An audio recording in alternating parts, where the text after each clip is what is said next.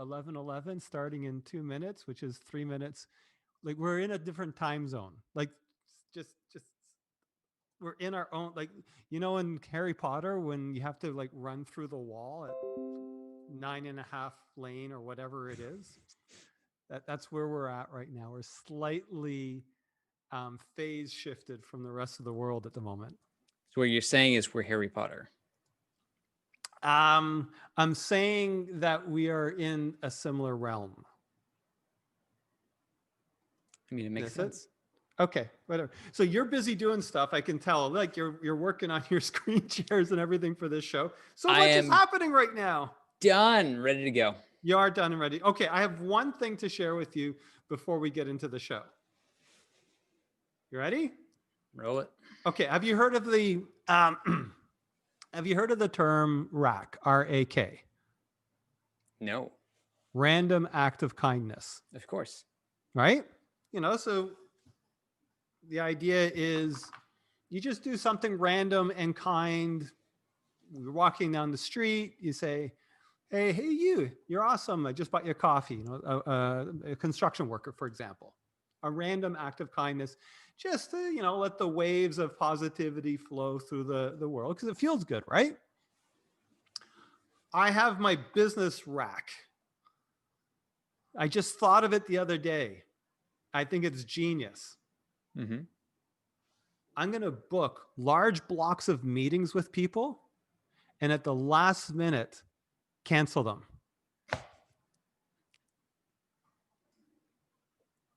Huh? Cause for celebration.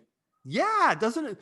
You've had that happen, right? Where it's like, okay, I got so much to do, got a 2-hour meeting as well as part of the things to do. And then it changes. And all of a sudden you're like, oh, I can breathe again. A breath of fresh air. Yeah. That's what I'll do. I'm going to cause stress and then relieve stress. That's my plan. Okay? How could I argue with that? No? Okay. So every time you get a meeting from me now, you'd be like wondering, is this a real meeting or is he just being friendly to me?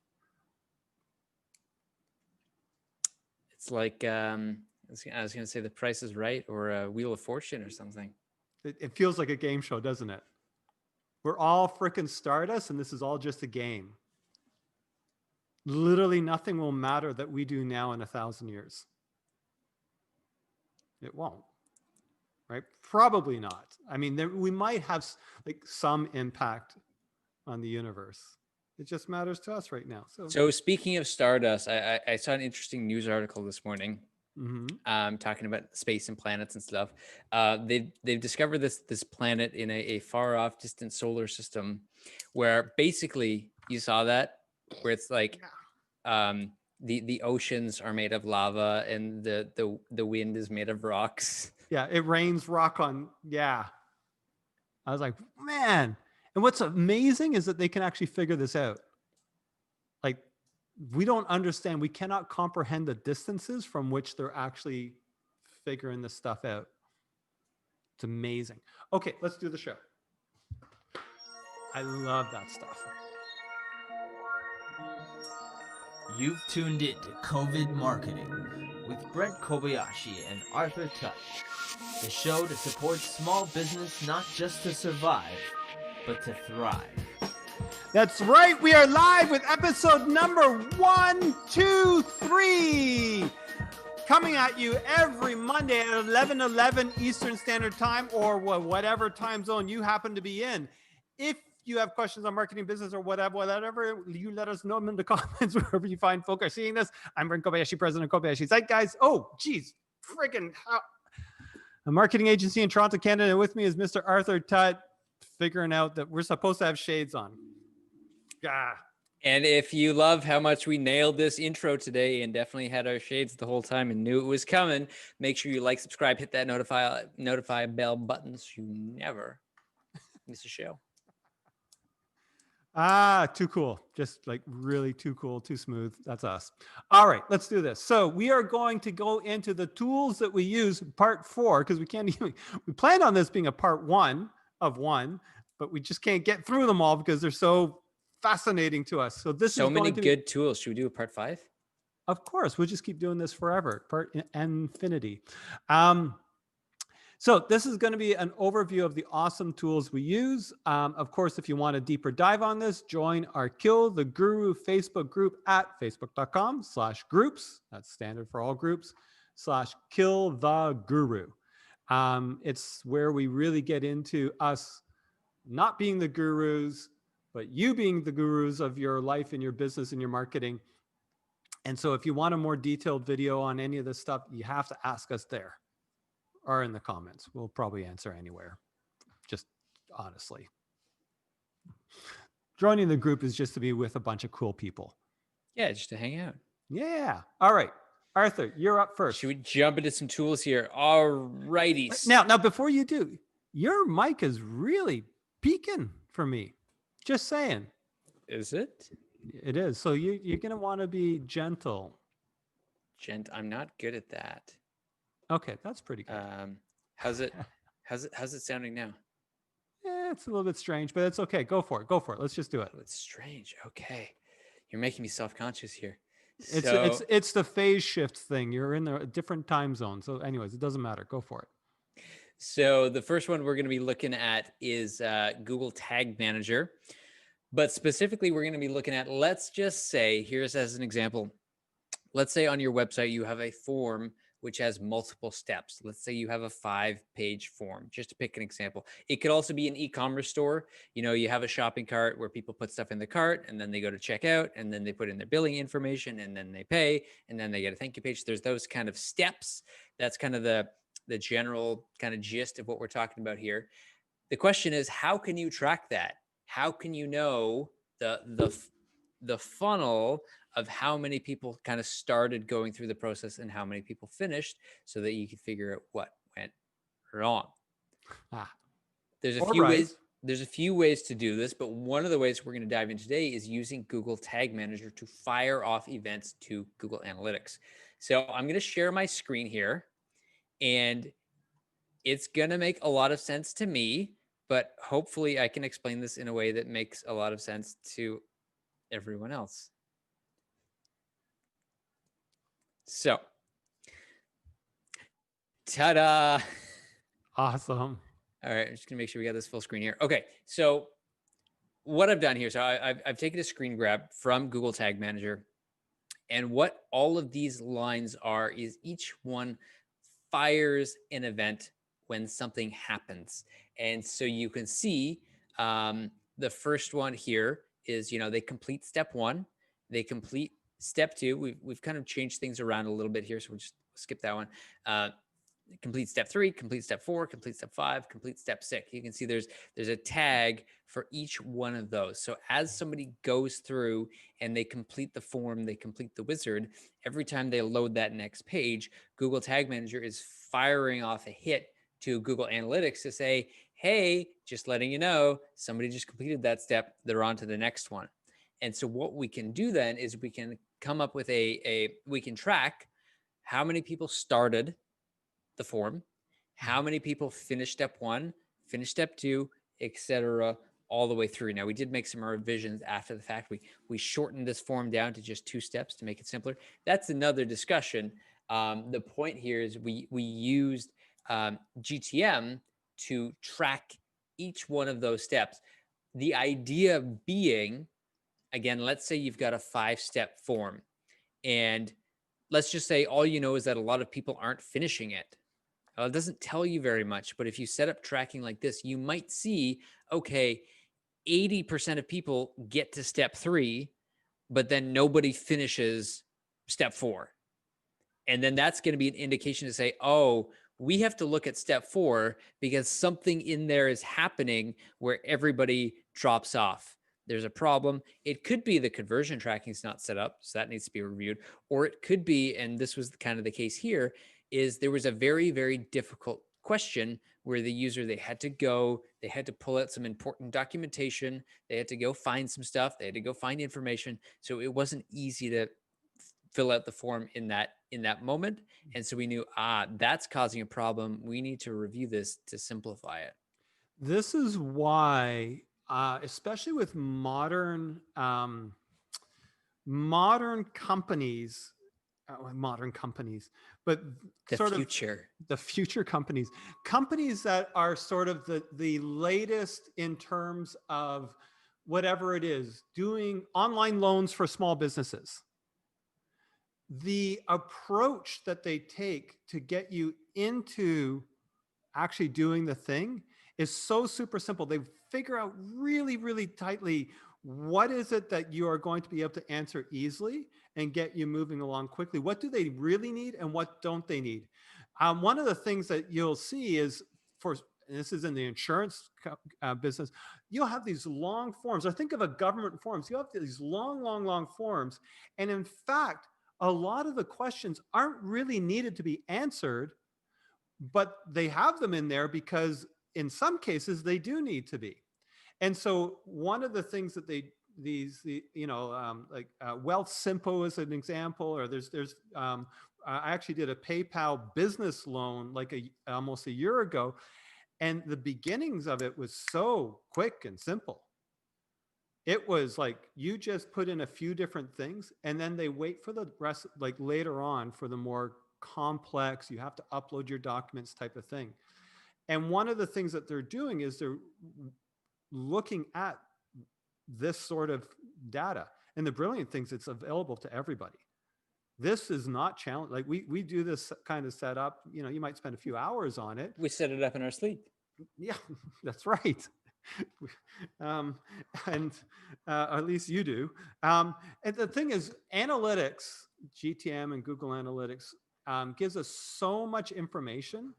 This is narrowing it down to what's important.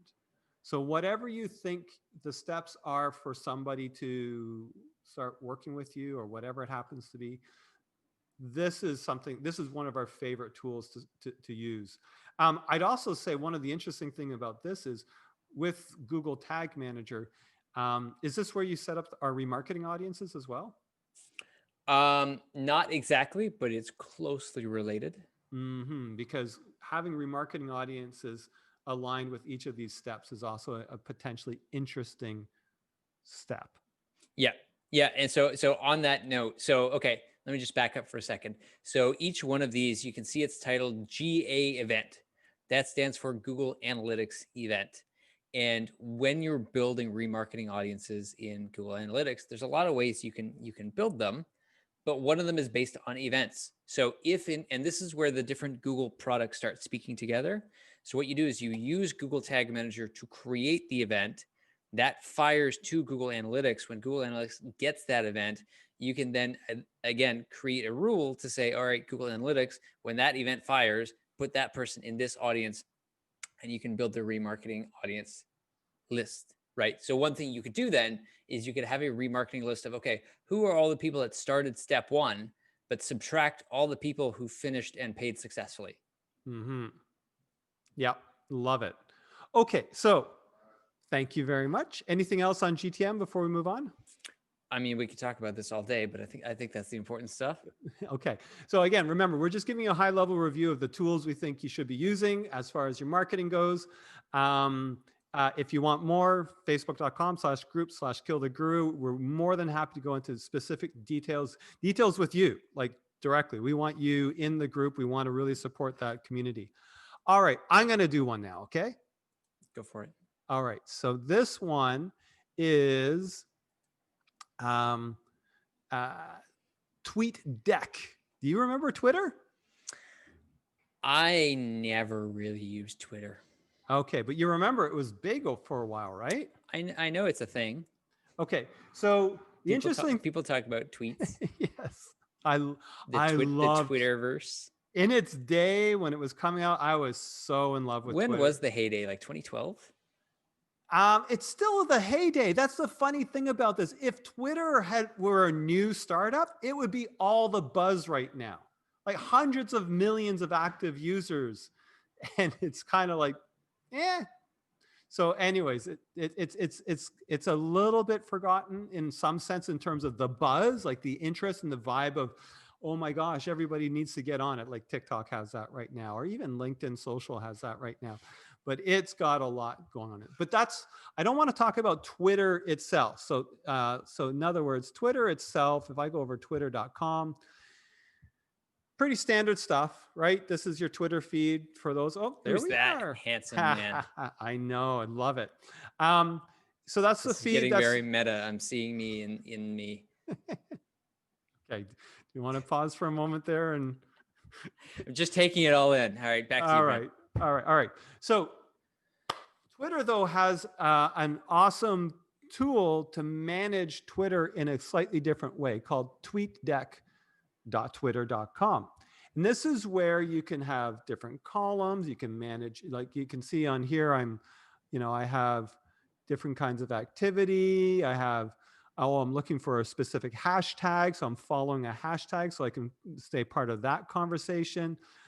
So there's a lot of different things that are useful when you're maybe managing a lot of different accounts, or if you're really want to be knee deep in Twitter and really work that platform.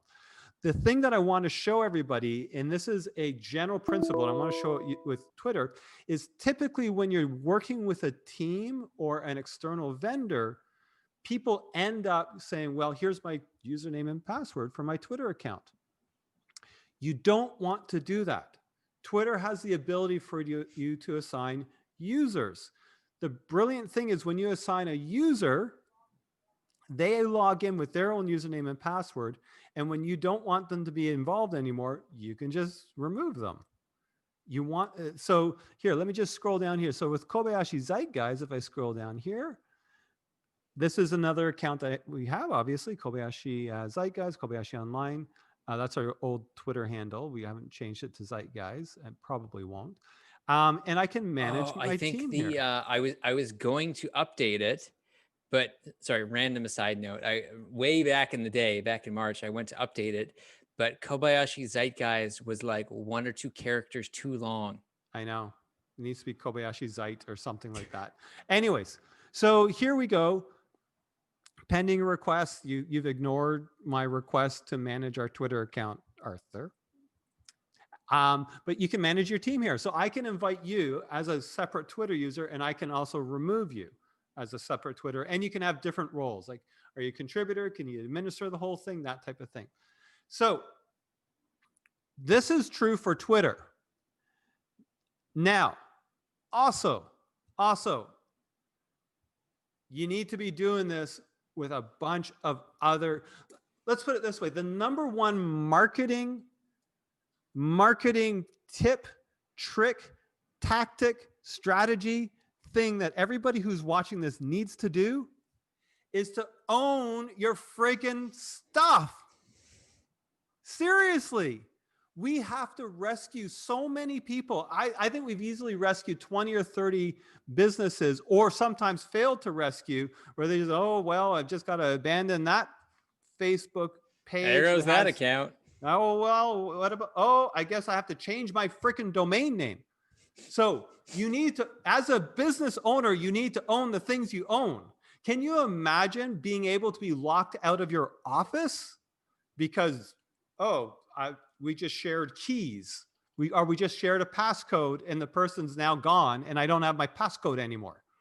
Like, it's insane how much, and especially since probably for many businesses, your online asset is one of your biggest assets, whether you recognize it or not.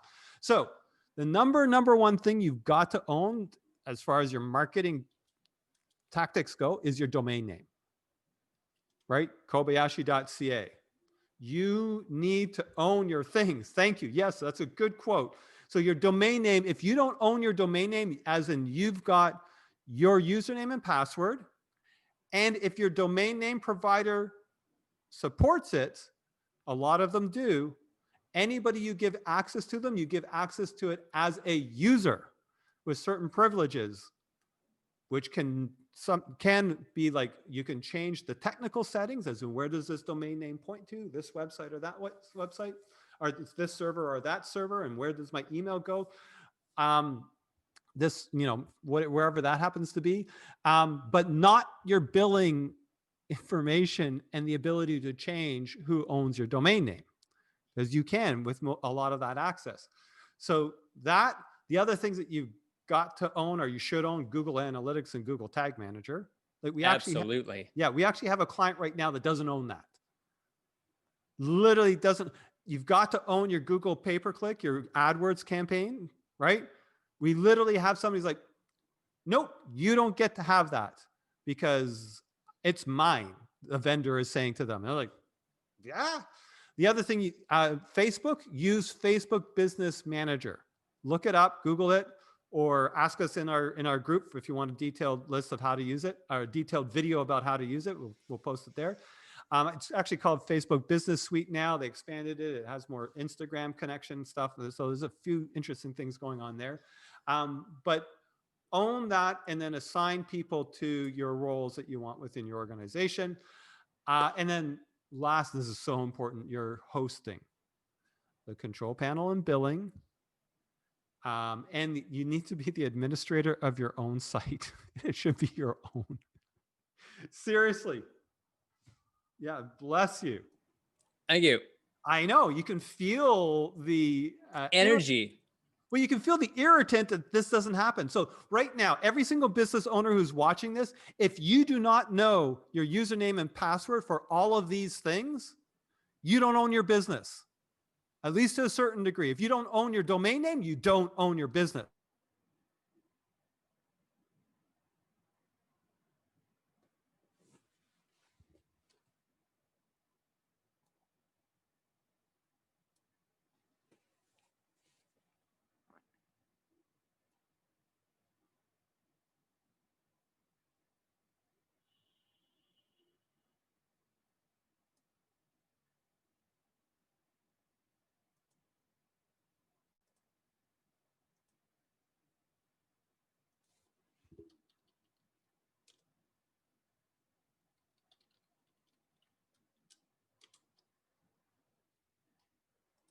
So what just happened there?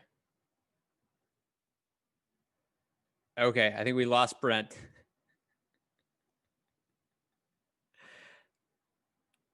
Is he gone? Where did he go? Where did he go? Oh, great. So I'm just talking to myself right now.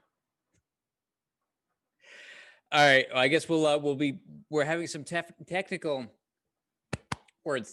difficulties here. We're going to be coming back with a part 5, and we're going to dive into deeper how to know who's coming to your website, what some of their information is, what kind of job function, what kind of industries, job titles. Oh, is Brent coming back?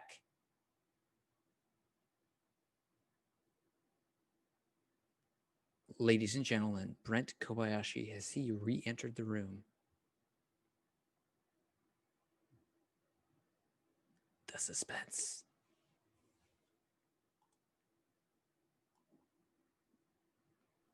Unmute myself.